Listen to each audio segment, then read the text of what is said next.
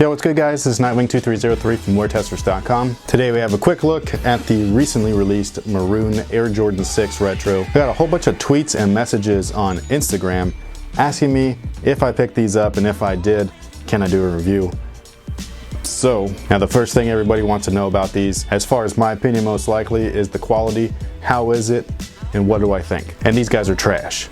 I'm just kidding, They're actually pretty nice. The leather upper is pretty soft. It's not full grain all over the place. It's a mixture between synthetics and some actual leather. But the whole point of the remastered program is not to make a shoe that was better than what MJ actually wore. So I wasn't around back in 91, or I actually was around back in 91, but I didn't have a pair in 91, so I have nothing to really compare it to. All I have to compare it to is the previous retros of this shoe, not the colorway, the shoe itself. And this shoe, compared to the past retros, this basically beats the pants off of all of them. This has better leather than all of those combined. So here's just a quick look at them. I unlaced them because these things get choked up in the box.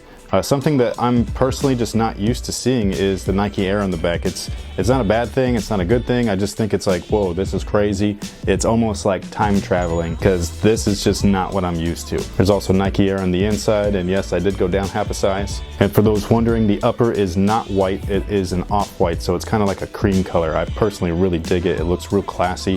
Kind of has a vintage look to it. I do not know if the originals had the same look, or if they were originally white and then they just kind of like aged into a cream color. I'm not really sure, but this is what they did, and I personally dig it. For everybody that hates the blue clear soles, they didn't do that this time. There's a slight tint to it, but not anything crazy. It's kind of like a milky look. It almost looks like a glue stick. Again, I like it. Makes it look kind of vintaged. And the only other thing to talk about really is the maroon accents, and I just think that maroon is a really dope color, so you know, you can't really go wrong. Something I think is interesting is that these probably won't be lace swappable, if that makes sense. So say you damage the original laces. I've never seen an off-white or cream colored lace like this before. Maybe they make them somewhere or sell them somewhere online, but I personally have never seen it. So if you get these laces messed up or dirty or whatever, take them out, wash them, because I doubt you're gonna find a replacement. So again, there's that Nike Air on the heel, Nike Air on the inside.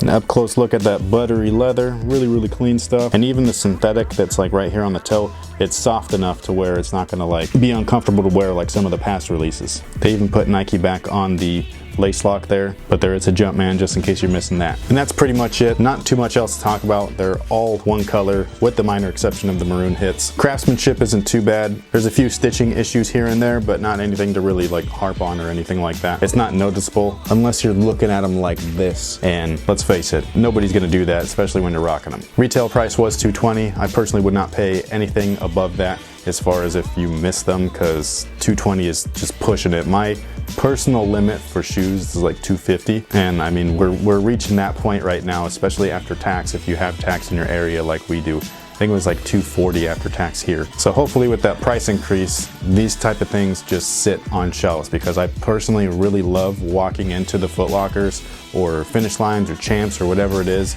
and just seeing a bunch of stuff from my childhood on the shelf that I can actually try on and then purchase if I want to. Not one of those things where I have to purchase now and then figure out if I like them later, which I typically don't do. I usually know if I actually want something well in advance. I don't need to see them in person. I'm just saying it's one of those things where you have the option to impulse buy, whereas beforehand you just had to buy now, and that was pretty much your only option. So thank you guys for watching. Thanks for all your support. If you grabbed a pair, let me know in the comment section below, and also let me know what you think about them. Are they hot? Are they not? Are they dope? Are they trash? Are you waiting for something else? You know, those 11s just got moved up to the 12th, right?